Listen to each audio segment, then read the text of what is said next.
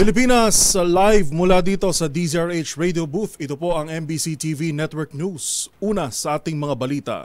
Isusumite na ng National Bureau of Investigation o NBI sa Justice Department ang rekomendasyon nito laban sa kontrobersyal na pagbabanta ni Vice President Sara Duterte sa First Family. At nasa kamay na raw ng hudikatura kung sasampahan nila ng formal na reklamo ang Vice Presidente. Ang buong detalye alamin sa exclusive report ni Rose Babiera.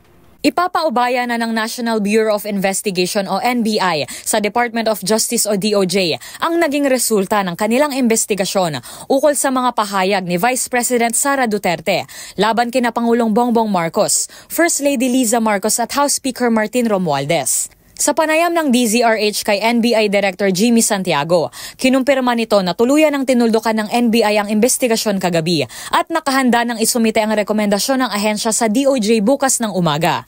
Tumanggi si Santiago na ibahagi ang nilalaman ng rekomendasyon at sinabing nasa kamay na ng DOJ kung kakasuhan ng bise matapos nitong pag-aralan at timbangin ang mga nakasaad sa rekomendasyon ng NBI. Isasubmit po namin sa DOJ at bahala ang DOJ mag-wait ng aming mga sinasabi doon kung magpapail ba ng kaso o hindi.